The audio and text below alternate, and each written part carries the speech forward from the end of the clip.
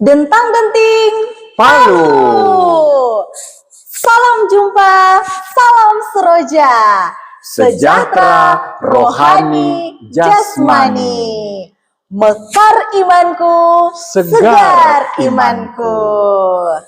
Kembali lagi kita berkatekese bersama Pastor Terry Ponomban. Dipandu Francisca Cika Salama.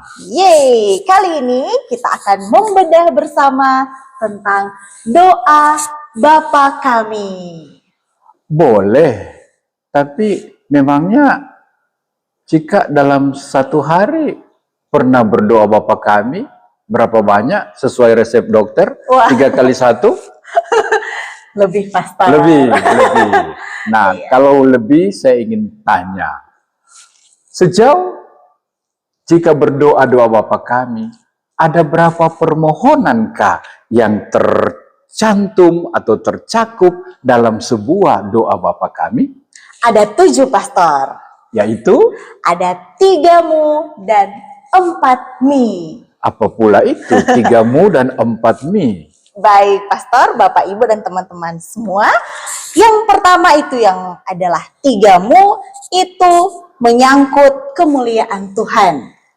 Yang pertama, dikuduskanlah namamu, datanglah kerajaanmu, dan jadilah kehendakmu. Oh, lalu 4 mi apa itu? 4 mi itu dari kata kami, Pastor. Yang pertama, berilah kami rezeki pada hari ini. Ampunilah kesalahan kami, janganlah masukkan kami ke dalam pencobaan, tetapi bebaskanlah kami dari yang jahat. Wow, kalau sudah tahu begitu bagus, untuk apa lagi kita membahas doa Bapa kami? Tentu ada yang perlu kita bahas, Pastor. Ada yang perlu kita kulik karena pasti ada banyak pertanyaan tentang doa Bapa kami atau asal-usul dari doa Bapa kami. Nah, Pastor, kita akan membahas mungkin beberapa hal yang agak jarang diungkapkan orang, Pastor. Baik. Misalnya tadi, dari manakah asal-usul doa Bapa kami ini, Pastor? Baik, terima kasih. Dalam Injil Lukas bab 11 ayat 1, ya, di situ Lukas mengungkapkan bagaimana para rasul sudah sering memperhatikan Yesus berdoa. Betapa mendalam, lock in, so deep, ya, begitu kusyuk, mereka terpesona. Dan suatu saat selesai Yesus berdoa, mereka cegat dia. Guru, ajarilah kami berdoa. Dan Yesus pun mengajarkan mereka doa Bapa kami ini. Jika sendiri pernah melihat misalnya seorang anak kecil, anak muda bermain gitar dengan tangkas, dengan bagus, dengan smart sekali? Oh, pernah, Pastor. Kalau lihat anak kecil ya, Pastor, apalagi itu seorang anak-anak, pasti saya makin penasaran dan ingin sekali untuk bisa sama seperti anak itu, bisa jago main gitar. Dan untuk itu, apa yang kau buat? Saya tentu kalau boleh minta ajar, Pastor. Iya, ajar dong, ya, bagi ajar dong dong ilmunya. Betul. Inilah persis yang terjadi. Para rasul terpesona dengan Yesus yang berdoa dan mereka minta, Guru, ajarilah kami berdoa. Maka asal usul doa Bapa kami adalah permintaan para rasul agar Yesus mengajarkan mereka bagaimana berdoa. Dan inilah doa yang diajarkan oleh Tuhan Yesus. Baik, Pastor. Berarti bisa dikatakan bahwa doa Bapa kami ini adalah doa Yesus. Benar ya, sekali. Doa Yesus sendiri. Dan ini juga mengungkapkan bagaimana Yesus berdoa sekaligus bagaimana kita berdoa. Iya, Pastor. Nah, Pastor, seingat saya orang Yahudi itu sangat menghormati Allah. Bahkan biasanya mereka itu mengatakan Allah itu dengan kata Yahweh ya, Pastor. Iya. Tapi kenapa dalam doa ini Yesus malah mengatakan Allah itu dengan kata Bapa, Pastor? Kenapa tidak mengatakannya dengan kata Yahweh? Iya. Benar sekali, Cika. Inilah sebuah surprise, bahkan sebuah revolusi yang dibawa oleh Yesus dalam menghadap Allah. Benar, bagi orang Israel, Allah itu jauh, Allah itu agung, Allah itu mulia, Allah itu kudus. Dan mereka menyapa Allah dengan nama lain, sebagai Yahweh yang berada untuk kita. Ya, sebagai Adonai, Guru, Tuhan. Sebagai El, Allah, Elohim, atau El Shaddai. Dan semua ini mau menunjukkan Allah yang hebat, yang besar, yang pencipta, tetapi ada jarak. Yesus membuat revolusi baru, menyapa Yahweh, menyapa El, menyapa Elohim ini sebagai Bapa. Dalam bahasa Aram, yang dalam bahasa kita berarti Papa. Papa, oh. Begitu ya, Pastor. Berarti sama seperti kalau kita katakan dalam bahasa Inggris itu Daddy. Daddy, benar. Atau dalam bahasa Belanda itu Papi. Iya, ya, sangat menekankan kedekatan, relasi personal antara dua orang. Wow, mengapa Yesus itu menggunakan kata ayah atau bapak atau Daddy, Papi begitu, Pastor? Yesus mau menunjukkan bahwa Allah kita itu begitu dekat pada kita. Bagaikan seorang bapa menyayangi anaknya. Bagaikan seorang ayah yang care, yang peduli. Ada apa anakku? Sangat dekat ya, sangat Pastor. Dekat. Seperti tidak ada jarak. Dan anytime, anywhere kita datang berlari, memeluk, merangkul, berseru, menangis, meminta, mengeluh, mencari bantuan. Inilah yang mau sampaikan, dihadirkan oleh Yesus lewat doa Bapa kami, bahwa Allah bukan Allah yang jauh, tetapi Allah yang dekat bagaikan Papa terhadap anak. Allah yang care, Allah yang peduli. Oh, Pastor bilang Allah yang peduli, saya jadi ingat satu lagu, Pastor. Lagu apa? Allah mengerti, Allah peduli segala persoalan yang kita hadapi, tak akan pernah dibiarkannya ku bergumul sendiri, sebab Allah peduli. Bagus sekali, Cika. Suaramu bagus, tapi juga sesuai. Inilah yang Yesus mau perkenalkan. Allah bukan sesuatu yang benar, agung, kudus, tapi bukan jauh, bukan tak terjangkau, bukan tak tersentuh, tapi dia sangat dekat seperti Papa kembali kepada anaknya. Sangat care dan sangat peduli. Sangat dekat, iya. Bapa atau Papi. Iya. Begitu ya, Pastor. Baik, terima kasih, Pastor. Terima kasih untuk surprise-nya ini. Nah, Yahweh itu yang dikatakan atau disapa dengan Bapa, itulah Allah kita. Iya. Ya, Allahnya Yesus juga. Allah Yesus. Kita. Iya. Pastor dan teman-teman di mana saja, saya sebenarnya masih penasaran, Pastor. Nah, jika doa yang diajarkan ini adalah doa Yesus, doa yang Yesus sendiri gunakan, nah, mengapa Yesus sendiri menggunakan kata kami, Pastor? Oh. Nah, dalam menyapa Bapaknya, mengapa Yesus mengatakan kata kami? Mengapa Yesus tidak mengatakan Bapakku, Allahku? Kan dia mau berdoa kepada Bapaknya, Pastor. Baik, mengapa dia harus mengatakan Bapa kami?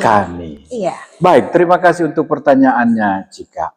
Yesus memakai kata kami untuk menyatakan pertama, Allah adalah Bapa, adalah Tuhan, adalah pencipta semua orang. Dia adalah Allah untuk semua. Bukan hanya untuk orang Indonesia, bukan hanya untuk orang Norwegia, bukan hanya untuk orang Papua atau orang Kaili, tetapi untuk semua ciptaan, untuk semua umat manusia. Kedua, Yesus mau mengatakan bahwa kita semua, kita sekalian dari suku, bahasa, bangsa, budaya, pulau, ya, ras manapun juga, kita semua adalah anak-anak dari Allah yang satu, dari Bapa yang sama. Karena itu jangan ada kotak-kotak antar kita, ya. Jangan ada tembok pemisah, ada jurang antara kita satu sama lain, karena kita semua sama-sama anak dari Allah Bapa. Yang ketiga, dengan menyapa sebagai Bapa kami, maka Yesus mau dan ingin agar semua orang yang berdoa memakai seruan atau panggilan Bapa kami, mereka bukan lagi berdoa bagi diri sendiri, mereka bukan hanya berdoa untuk kepentingan diri sendiri, kepentinganku, rezekiku, tetapi berdoa untuk sebuah dunia, untuk sebuah keluarga Allah, untuk sebuah kebersamaan. Maka setiap kali saya berdoa Bapa kami, saya tidak minta roti atau rezeki untukku sendiri, tetapi untuk keluargaku, untuk semua orang. Betul, ya. Pastor. Ketika saya mohon pengampunan, saya mohon pengampunan untuk kita semua, bukan hanya untuk saya. Jika saya mohon supaya dibebaskan dari dosa, dari yang jahat, maka hanya bukan untuk diri sendiri, tetapi untuk semua orang. Itulah sebabnya dalam doa Bapa kami ini, pertama, kita diingatkan bahwa Allah itu satu untuk semua, dan bahwa kita semua adalah anak-anak Allah yang satu, dan tidak pernah kita berdoa untuk diri kita sendiri. Setiap kali kita berdoa, kita memikirkan kepentingan bersama. Kepentingan bersama. Baik, Pastor. Bagus dan keren sekali. Berarti setiap kita yang mendoakan doa Bapa kami itu tidak berkata kasar ya, Pastor? Tidak boleh. Iya, tidak boleh berkata kasar, tidak boleh membenci saudara dan saudarinya. Karena kita semua satu Allah dan satu anak dari Bapa yang sama. Sebab kita adalah sesama anak-anak Allah. Benar sekali, Cika. Nah, Pastor, maaf ada satu pertanyaan lagi. Silakan. Baik, nah ini yang sering muncul di benakku, Pastor. Apakah gereja Katolik tidak salah menerjemahkan arti kata "give us our daily bread"?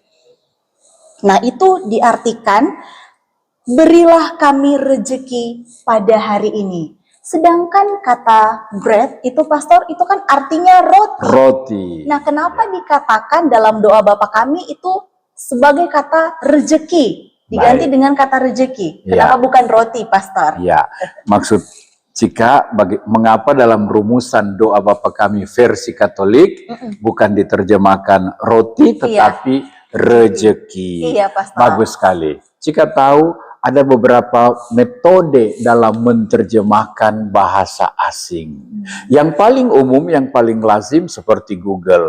Kita menerjemahkan apa yang tertulis kata demi kata. Ya. Jadi sesuai kata Inggrisnya ini, kata Indonesianya ini. Begitu salah satu bentuk terjemahan. Tetapi ada bentuk cara lain, terjemahan cara lain, yang ini yang dipakai oleh gereja Katolik. Kita menerjemahkan naskah kitab suci, kita menerjemahkan doa Bapa kami, bukan kata demi kata, satu demi satu. Tetapi yang diterjemahkan, yang mau disampaikan, sedapat mungkin adalah makna, adalah arti utama yang tersirat dan tersurat dan terkandung dan termaktub dalam sebuah kalimat, dalam sebuah frase, bahkan dalam sebuah kata. Kata ini digunakan dalam konteks apa, dalam rangka apa, tujuannya apa.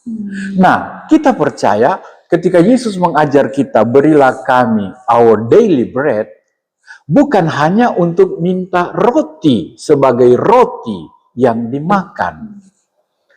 Tetapi Yesus memaksudkan juga bahwa kita memohon lebih dari sekedar roti. Misalnya kehidupan yang dibutuhkan untuk sebuah kebutuhan. Maaf, yang dibutuhkan untuk sebuah kehidupan yang normal dan wajar. Karena itu gereja Katolik menerjemahkan bread dengan rejeki. Dengan rezeki. Walaupun memang mungkin, bayangkan ya, kalau kita menggunakan terjemahkan berilah kami roti pada hari ini. Nanti apa kata anak-anak? Mama, tadi pagi kita doa berilah kami roti. Kok yang ada di Nasi. yang ada di meja makan nasi ya, Pastor? Ubi goreng atau jagung rebus. Lain ya, Pastor. Maka dikatakan atau diartikan rezeki ya. Iya. Iya, baik, Pastor. Bisa juga anak-anak bilang, Tuhan Allah ini aneh. Kenapa tidak datang-datang roti? Iya, padahal kami sekeluarga minta berilah kami roti. Nah, untuk itu Gereja Katolik menggunakan kata rejeki untuk mengungkapkan yang kita butuhkan bukan sekedar makan, tetapi semua yang kita butuhkan untuk hidup. Berkat untuk pencaharian, untuk tugas pekerjaan, berkat untuk cinta kasih kekeluargaan, saling pengertian, itu juga kita butuhkan. Sama seperti kita butuh makanan, saling support, saling kasih, saling berbagi. Ya, dan Yesus sendiri pernah bilang, manusia tidak hidup dari roti saja, dari roti belaka, tapi dari sabda Tuhan, dari ajaran Tuhan, dari berkat dan rahmat yang Tuhan berikan. Karena itu kita mengerti dalam rejeki ini bukan hanya rejeki jasmani, tapi rejeki rohani. Itulah roti hidup yang turun dari surga. Kristus Ekaristis. Kristus yang memberikan kita santapan rohani maupun santapan jasmani. Dalam kata rejeki terkandung semua kebutuhan kehidupan yang kita mohon Tuhan berikan, cukupkan setiap hari. Wow. Kita percaya Allah memelihara kita melalui rejeki, melalui kehidupan yang Dia berikan untuk kita semua.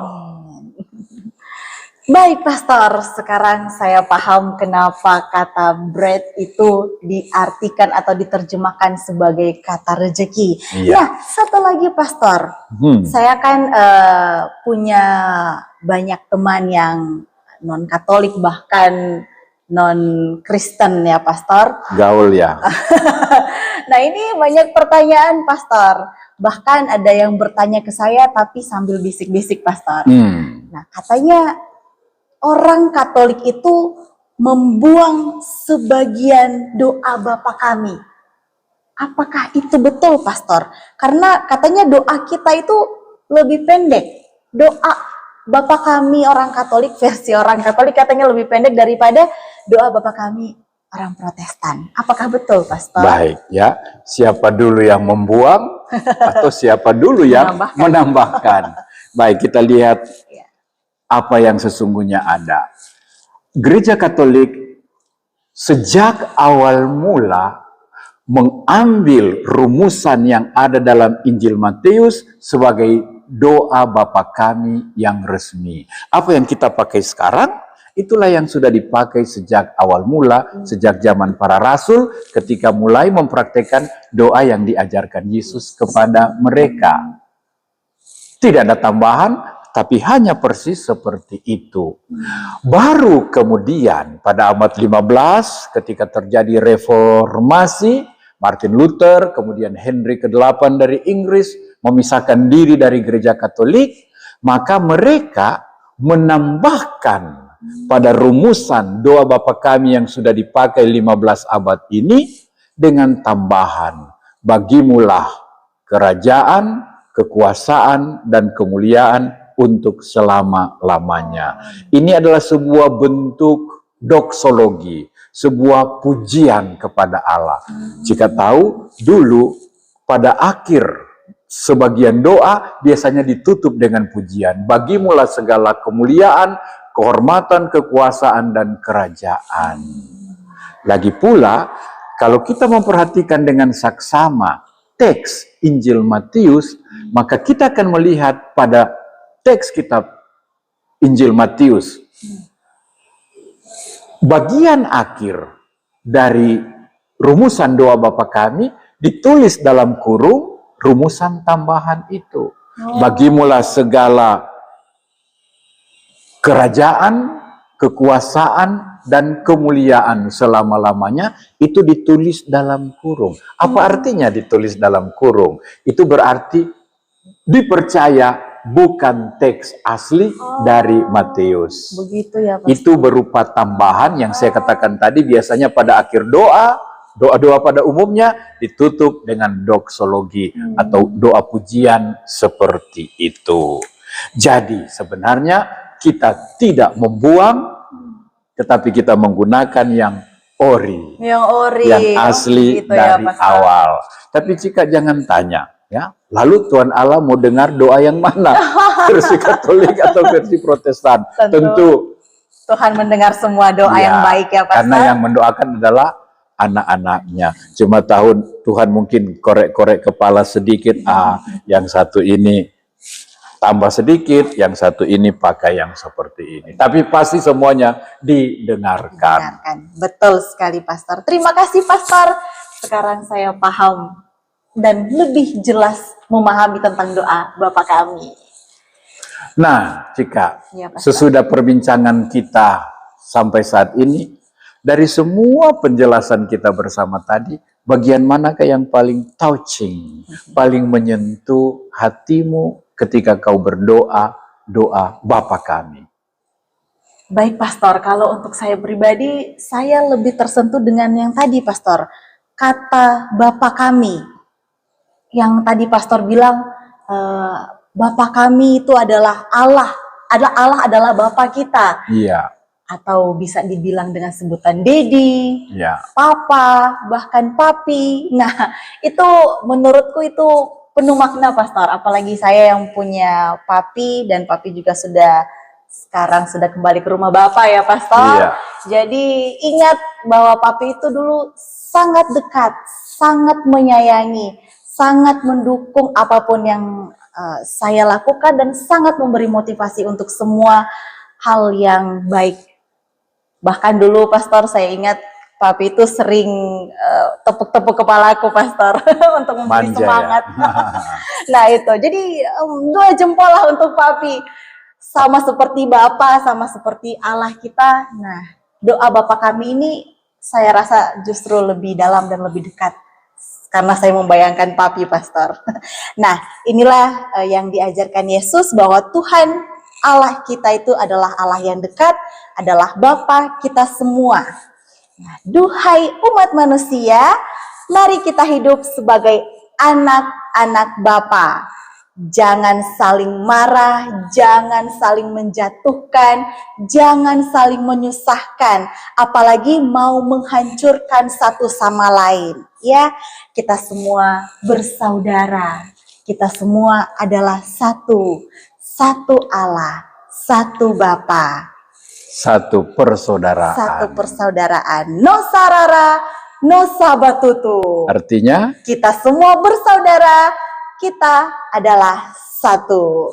benar sekali ya. Semoga kita selalu ketika berdoa Bapa kami, kita merasakan Allah yang dekat, Allah yang peduli, Allah yang menyertai kita, dan kita merasakan kesatuan dan kebersamaan kita. Iya. Allah yang dekat, Allah yang personal, Allah yang peduli. Jika Iya, saya teringat satu guyonan atau gurauan Iya. yang disampaikan oleh mantan presiden kita, Gus Dur. Apa itu, Pastor? Dia pernah berkata dalam sebuah pertemuan dengan para uskup, teman-teman imam, saya itu iri sekali dengan kamu orang Katolik, dengan kamu orang Kristen. Para uskup tanya, Kenapa? kenapa? Kenapa Bapak Presiden iri? Begini, ya. Ada macam-macam orang yang ketika berdoa menyapa Allah atas cara mereka masing-masing. Tapi saya sangat iri dengan orang Katolik, orang Kristen. Sebab setiap kali mereka berdoa, mereka hanya cukup berkata, Bapa kami. Begitu dekat, begitu personal. Allah itu bagi mereka tidak jauh, tidak perlu teriak, tidak perlu memanggil-manggil. Disapa sebagai Bapa. Betapa eratnya, betapa dekatnya, betapa dia memiliki kita, dan betapa kita semua adalah anak-anaknya. Jika saya mengerti mengapa engkau mendoakan doa Bapa kami setiap kali, bukan menurut resep dokter 3 kali 1, tapi berkali-kali, berulang-ulang untuk mengungkapkan Allah kita, Allah peduli, Allah yang sangat dekat, Allah yang mencintai, Allah semua orang, dan Allah kita semua. Allah kita semua. Baik, Pastor. Terima kasih banyak, Pastor, untuk Sama-sama. Terima kasih katekesenya. kepada Tuhan sendiri yang mengajarkan doa ini pada kita semua. Jangan lupa doa Bapa kami. Siap. Nah, Pastor, mungkin di akhir katekesi kita pada hari ini, kita mungkin boleh menyanyikan sebuah lagu atau lagu Bapa kami, Pastor. Boleh. Dan kita undang semua saudara-saudari yang mengenal lagu ini untuk berdoa dan menyanyikan bersama-sama.